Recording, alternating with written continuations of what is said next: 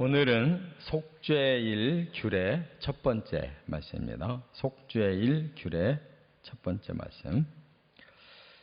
이제 오늘부터 속죄일에 대한 말씀이 쭉 나오는데, 이제 주로 레위기 16장에서 거의 대부분을 이제 알게 됩니다. 속죄일이라고 하는 것은 이제 죄사함 받는 날이 정해져 있다는 거예요. 본래는 속죄는 항상 하나님 앞에 성소에 가서 속죄 죄를 드리면 그 제사를 받으시고 죄를 용서하기로 약속하셨어요. 그러나 사람들이 죄를 진지도 모를 때가 있고, 또 죄를 짓고도 차일피일 미루다가 죄에 대한 속죄 제사를 그냥 넘어갈 수가 있고, 또 제사장 같은 경우는 하나님 일하다가 또 부지불식간에 범죄를 저지를 수도 있고, 사람이 여러 가지 상황에 죄가 이렇게 뭐 하나 둘 셋 이렇게 눈에 보이는 게 아니에요. 죄는 깨달으면 깨달을수록 수없이 많아요. 우리가 하루에도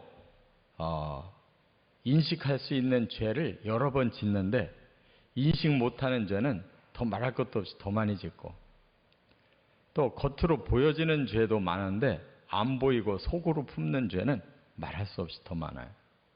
이런 죄를 일일이 다 속죄 제사를 그때그때마다 드리려면 1년 내내 죄사함 받기에 바쁠 겁니다.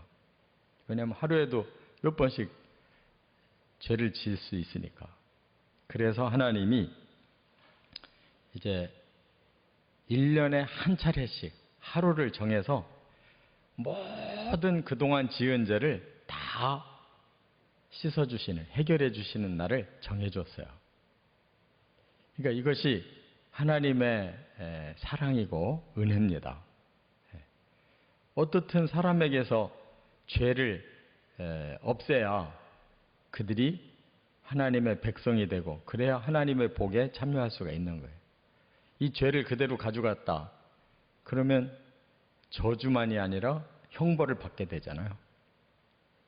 그래서 가장 중요한 이 바로미터가 죄 문제인데, 이 죄를 하나님은 어떻게라도 해결해 주려고 자꾸 이제 사함받는 방법을 더 확대시킨 것이 이게 속죄일.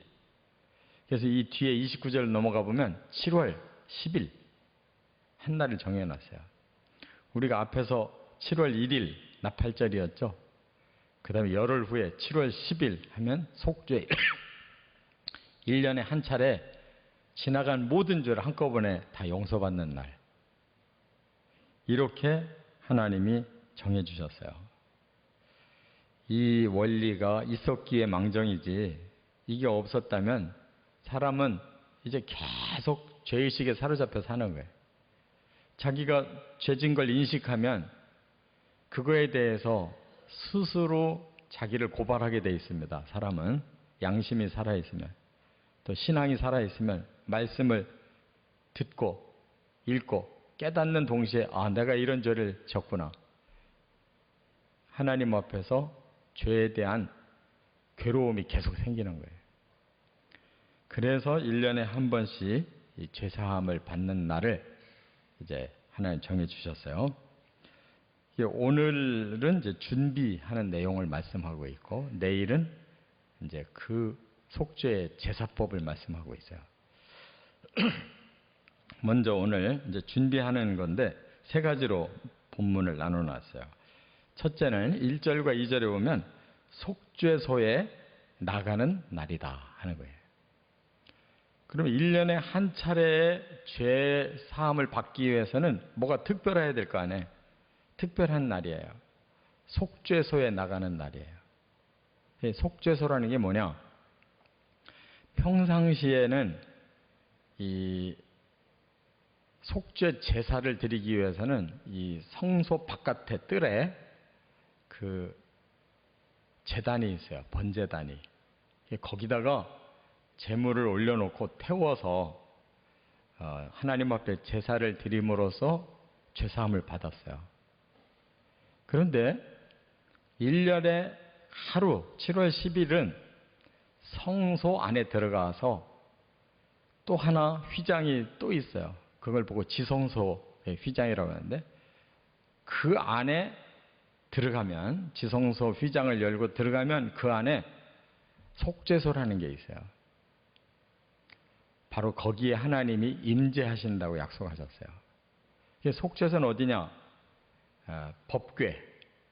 법궤라는 것을 만들었죠. 그래서 지성소 안에다 하나만 딱 둬요. 그 법궤 안에 바로 두 돌판, 그 언약의 두 돌판이 들어있고, 또 만나도 한 항아리에 기념으로 넣어놨고, 또 나중에 아론의 싹난 지팡이도 기념으로 둔 것인데, 그거보다 더 중요한 건 뭐냐? 이 법궤, 언약궤 위에 덮개가 있어요. 덮개.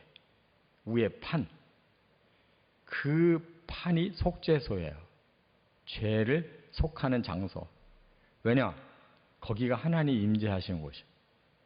그래서 하나님이 임재하신다는 것을 사람의 눈으로 볼 수가 없잖아요. 하나님 영이시라. 그래서 이 천사, 하나님을 보조하는 그룹이 이 속죄소 위에 둘이 서로 마주보고 날개를 서로 펴고 있다고 그랬어요. 이렇게. 이 가운데가 하나님 임재하시는 장소다. 그 말이에요.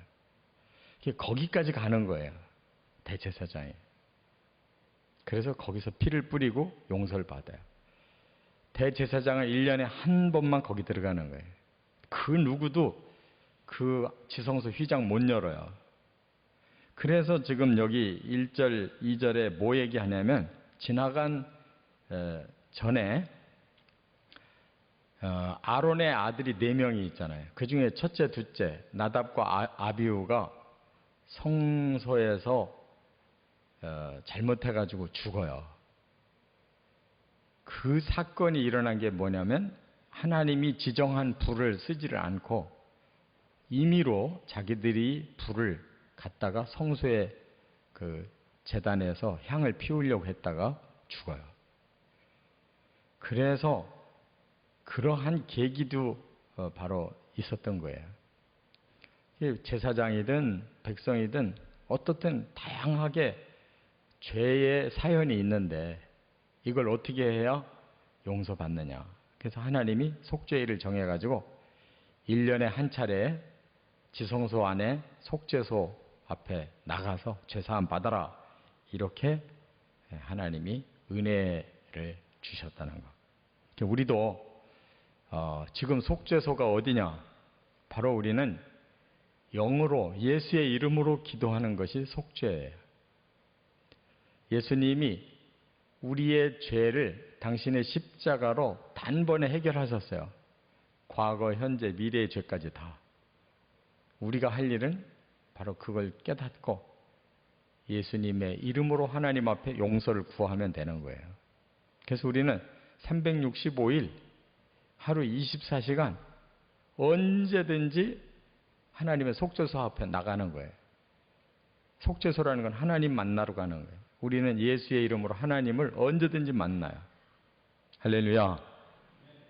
두 번째, 3절과 5절부터 10절까지는 속죄 제물과 번제물을 준비하라 그랬어요. 죄를 씻기 위해서는 속죄하는 제물과 번제를 드리는 제물이 꼭 있어야 된다는 거예요. 그래서 제사장, 이 진예를 하는 자신도 죄사함 받아야 되고, 그가 이제 중보해야 되는 백성들의 죄도 해결을 해야 돼요. 제사장 자신을 위해서도 제물을 바쳐야 됐어요. 그래서 오늘 본문에 보면 숫송아지 한 마리를 속죄 제물로, 또 수양 한 마리를 번제물로 네 몫으로 가지고 와라. 그래서 저 밖에 제단에서 잡아야 돼요. 그런데 또 백성들의 죄값은 어떻게 해결해야 되냐? 백성들의 그 속죄 제물은 따로 순염소 2마리를 준비하고 번제로는 순양 1마리를 준비해라. 이렇게 제물을 준비해서 그걸 잡아야 용서하겠다는 거예요. 그러니까 반드시 죄는 대가가 치러진다는 거예요. 그냥은 용서 못해요. 그래서 숫송아지가 대신 죽어야 이 제사장들의 죄가 해결되고, 순염소가 대신 죽어야 백성들의 죄가 해결된다 이거예요. 그래서 이제 내일 자세한 내용은 나오지만 여기 보면 2마리의 순염소 중에 1마리는 제단에서 바치고 1마리는 저 광야로 내보내라 그랬어요. 그걸 보고 아사셀이라 이렇게 말한다 그랬어요. 제비를 뽑아가지고 순염소 하나는 제단에서 죽이고 하나는 다 안수를 해가지고 죄를 다 그에게 지우고서 저 광야 끝에 가서 내놔요. 버려요. 그러면 짐승에게 물려 죽든지 어디 가서 굶어 죽든지 죽어요. 버림을 당해. 내보낸다는 뜻이에요. 아사셀은. 이렇게 희생제사, 희생제물이 있어야 된다는 거예요. 그게 뭐냐면 바로 예수님의 십자가의 죗값이에요. 이렇게 적어도 1년에 한 번씩은 희생제물이 필요했던 거예요. 1년에 한 번씩은. 사람들의 죗값을 해결하려고. 그래서 이 모든 죄의 문제를 단번에 해결하려고 하나님이 아예 당신의 독생자를 보내서 죄 없는데 죽여요. 그래서 인류의 모든 죗값을 예수님에게 지음으로써 예수님을 통해서 우리는 죄사함 받는 거예요.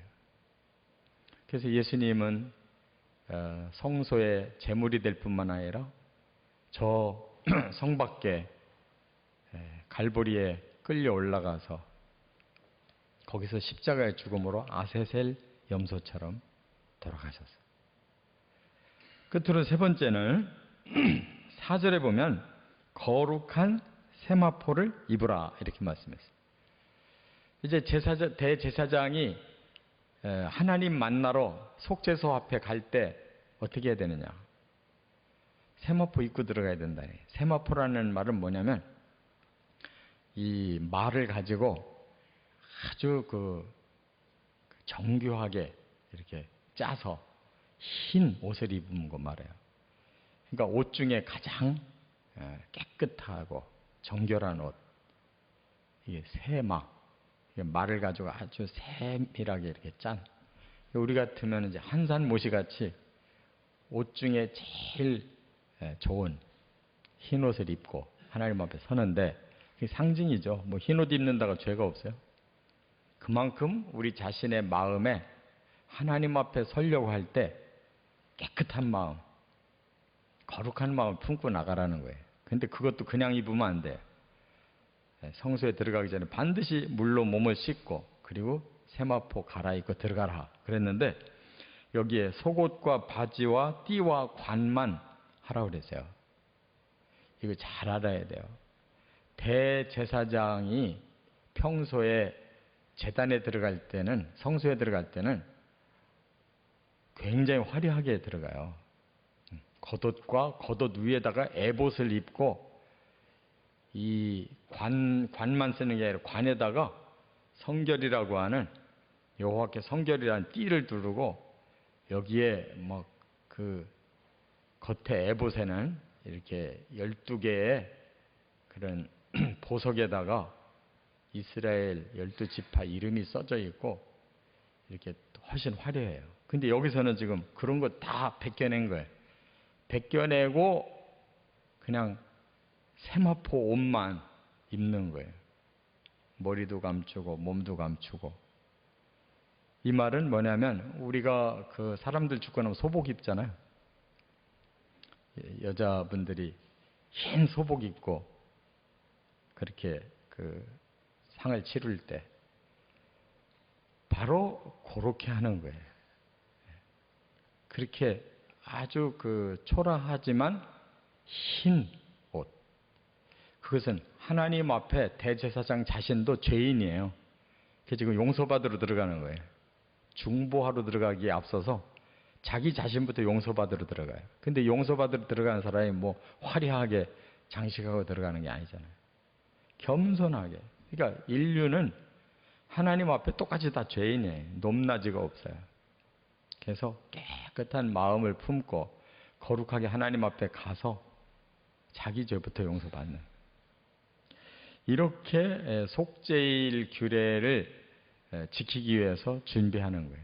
속죄소에 나가는 날이고 희생 제물이 필요한 날이고 자기 자신도 회개하는 마음으로 깨끗한 세마포를 목욕 재개하고 입고서 하나님 앞에 두렵고 떨림으로 나가는 것이다.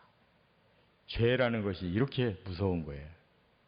우리도 너무나 다행스럽게 하나님이 예수님의 십자가를 통해 우리 죄를 해결해 주셨기 때문에 이렇게 하나님 앞에만 나가면 언제든지 용서받고 또 죄로부터 자유함을 얻는 그런 복된 삶을 살 수 있음을 깨닫고 믿음으로 살아가시기를 주의 이름으로 축원합니다.